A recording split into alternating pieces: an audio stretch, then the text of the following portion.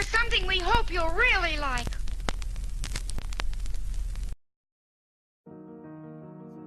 It Works by R.H. Jarrett, the famous little red book that makes your dreams come true. A clear, definite, common-sense plan of accomplishment. All who joy would win must share it. Happiness was born a twin. Lord Byron. Send It Works to your friends. The author sent the manuscript of this book for criticism to a friend who returned it with the notation, "It works." This judgment born of experience was adopted as the title of the book. A concise, definite, resultful plan with rules, explanations, and suggestions for bettering your condition in life. If you know what you want, you can have it. The man who wrote this book is highly successful and widely known for his generosity and helpful spirit. He gives full credit for all that he has accomplished in mastering circumstances, accumulating wealth, and winning friends to the silent working out of the simple, powerful truth which he tells of in his work. He shows you here an easy, open road to a larger, happier life. Knowing that the greatest good comes from helping others without expecting praise, the author of this work has requested that his name be omitted. What is the real secret of attaining desirable possessions? Are some people born under a lucky star, or other charm which enables them to have all that which seems so desirable? And if not, what is the cause of the difference in conditions under which men live? Many years ago, feeling that there must be a logical answer to this question, I decided to find out, if possible, what it was. I found the answer to my own satisfaction, and for years have given the information to others who have used it successfully. From a scientific, psychological, or theological viewpoint, some of the following statements may be interpreted as incorrect, but nevertheless, the plan has brought the results desired to those who have followed the simple instructions, and it is my sincere belief that I am now presenting it in a way which will bring happiness and possessions to many more. If wishes were horses, beggars would ride, is the attitude taken by the average man and woman in regard to possessions. They are not aware of a power so near that it is overlooked, so simple in operation that it is difficult to conceive, and so sure in results that it is not made use of consciously or recognized as the cause of failure of success. "Gee, I wish that were mine," is the outburst of Jimmy, the office boy, as the new red roadster goes by.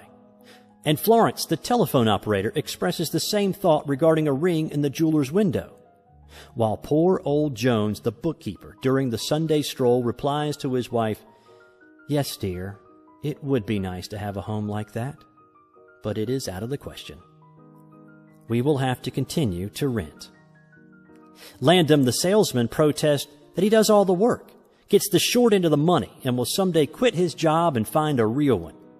And President Bondum, in his private sanctum, voices a bitter tirade against the annual attack of hay fever. At home, it is much the same. Last evening, father declared that daughter Mabel was headed straight for disaster. And today, mother's allowance problem and other trying affairs fade into insignificance as she exclaims, "This is the last straw. Robert's schoolteacher wants to see me this afternoon. His reports are terrible, I know. But I'm late for bridge now. She'll have to wait until tomorrow." So goes the endless stream of expressions like these from millions of people in all classes who give no thought to what they really want, and who are getting all they are entitled to or expect.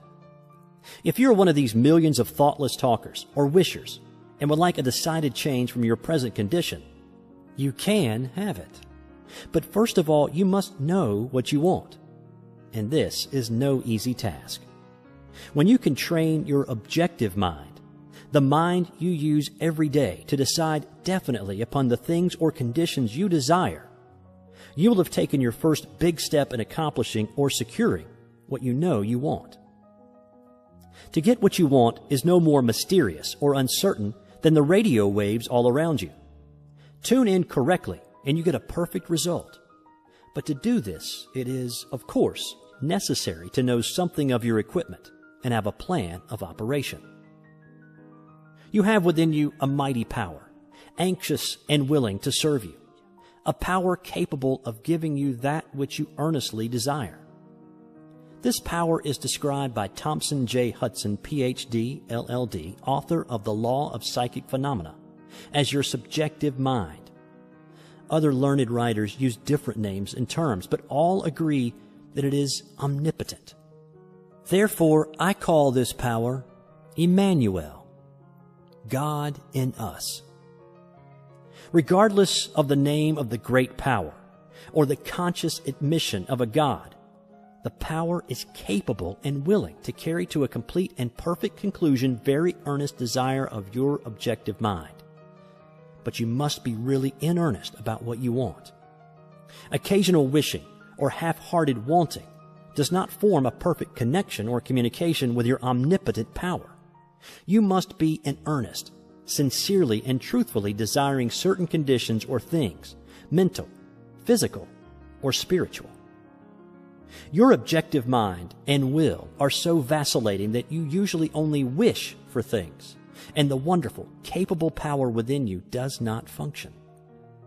Most wishes are simply vocal expressions. Jimmy the office boy gave no thought of possessing the red roadster. Landon the salesman was not thinking of any other job or even thinking at all. President Bondum knew he had hay fever and was expecting it. Father's business was quite successful, and Mother, no doubt, brought home first prize from the bridge party that day. But they had no fixed idea of what they really wanted their children to accomplish, and were actually helping to bring about the unhappy conditions which existed. If you are in earnest about changing your present condition, here is a concise, definite, resultful plan with rules, explanations, and suggestions. The plan. Write down on paper in order of their importance the things and conditions you really want. Do not be afraid of wanting too much. Go the limit in writing down your wants. Change the list daily, adding to or taking from it, until you have it about right. Do not be discouraged on account of changes, as this is natural. There will always be changes and additions with accomplishments and increasing desires. 3 positive rules of accomplishment. 1. Read the list of what you want 3 times each day, morning, noon, and night. 2. Think of what you want as often as possible. 3. Do not talk to anyone about your plan except to the great power within you, which will unfold to your objective mind the method of accomplishment. It is obvious that you cannot acquire faith at the start. Some of your desires, from all practical reasoning, may seem positively unattainable. But nevertheless, write them down on your list in their proper place of importance to you. There is no need to analyze how this power within you is going to accomplish your desires. Such a procedure is as unnecessary as trying to figure out why a grain of corn placed in fertile soil shoots up a green stalk, blossoms, and produces an ear of corn containing hundreds of grains, each capable of doing what the one grain did. If you will follow this definite plan and carry out the 3 simple rules, the method of accomplishment will unfold quite as mysteriously as the ear of corn appears on the stalk, and in most cases, much sooner than you expect.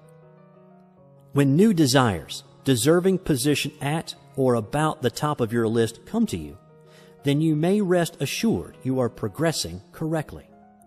Removing from your list items which at first you thought you wanted is another sure indication of progress.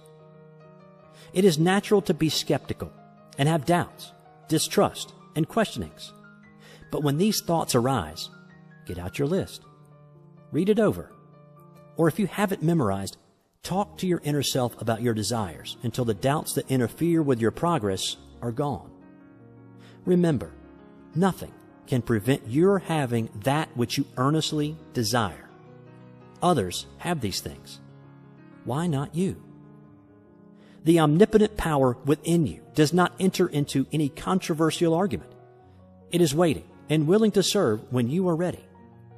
But your objective mind is so susceptible to suggestion that it is almost impossible to make any satisfactory progress when surrounded by skeptics. Therefore, choose your friends carefully and associate with people who now have some of the things you really want, but do not discuss your method of accomplishment with them.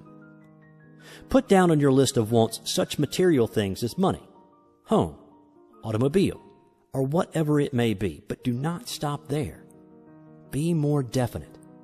If you want an automobile, decide what kind, style, price, color, and all the other details, including when you want it.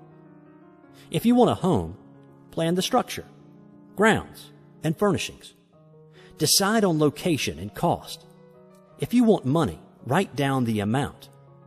If you want to break a record in your business, put it down. It may be a sales record. If so, write out the total, the date required, then the number of items you must sell to make it. Also list your prospects and put after each name the sum expected. This may seem very foolish at first, but you can never realize your desires if you do not know positively and in detail what you want and when you want it. If you cannot decide this, you are not in earnest. You must be definite, and when you are, results will be surprising and almost unbelievable. A natural and ancient enemy will no doubt appear when you get your first taste of accomplishment. This enemy is discredit, in form of such thoughts as, it can't be possible. It just happened to be. What a remarkable coincidence. When such thoughts occur, give thanks and assert credit to your omnipotent power for the accomplishment. By doing this, you gain assurance and more accomplishment, and in time, prove to yourself that there is a law which actually works at all times when you are in tune with it. Sincere and earnest thanks cannot be given without gratitude, and it is impossible to be thankful and grateful without being happy. Therefore, when you are thanking your greatest and best friend, your omnipotent power, for the gifts received, do so with all your soul, and let it be reflected in your face. The power and what it does is beyond understanding. Do not try to understand it, but accept the accomplishment with thankfulness, happiness, and strengthened faith. Caution. It is possible to want and obtain that which will make you miserable, that which will wreck the happiness of others, that which will cause sickness and death, that which will rob you of eternal life. You can have what you want, but you must take all that goes with it.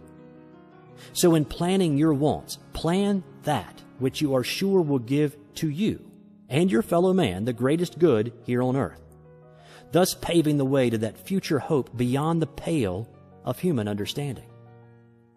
This method of securing what you want applies to everything you are capable of desiring, and the scope being so great, it is suggested that your first list consist of only those things with which you are quite familiar, such as an amount of money or accomplishment, or the possession of material things. Such desires as these are more easily and quickly obtained than the discontinuance of fixed habits, the welfare of others, and the healing of mental or bodily ills. Accomplish the lesser things first, then take the next step. And when that is accomplished, you will seek the higher and really important objectives in life. But long before you reach this stage of your progress, many worthwhile desires will find their place on your list. One will be to help others as you have been helped. Great is the reward to those who help and give without thought of self, as it is impossible to be unselfish without gain. In conclusion, a short while ago, Dr. Emile Coué came to this country and showed thousands of people how to heal themselves, Thousands of others spoofed at the idea, refused his assistance, and are today where they were before his visit. So with the statements and plan presented to you now, you can reject or accept. You can remain as you are or have anything you want. The choice is yours. But God grant that you may find in this short volume the inspiration to choose aright. Follow the plan and thereby obtain, as so many others have, all things, whatever they may be, that you desire. Read the entire book over again and again and then again. Memorize the 3 simple rules. Test them now on what you want most this minute. This book could have extended easily over 350 pages, but it has been deliberately shortened to make it as easy as possible for you to read, understand, and use. Will you try it? Thousands of bettered lives will testify to the fact that it works. A letter to you from the author. Dear reader, the great possessions of life are all gifts mysteriously bestowed. Sight, hearing, aspiration, love, or life itself. The same is true of ideas. The richest of them are given to us, as for instance the powerful idea which this book has given you. What are you going to do with it? Are you surprised when I tell you the most profitable thing you can do is to give it away? You can do this in an easy and practical way by having this book sent to those you know who need it. In this way, you can help in the distribution of this worthwhile effort to make the lives of others better and happier. You know people who are standing still or who are worried and discouraged. This is your chance to help them help themselves. If you withhold this book from them, you will lose the conscious satisfaction that comes from doing good. If you see that they get this book, then you put yourself in line with the law of life, which says you get by giving. And you may rightly expect prosperity and achievement. At the very least, you will have the inner sense of having done a good deed with no hope of being openly thanked, and your reward will come secretly in added power and larger life. The author.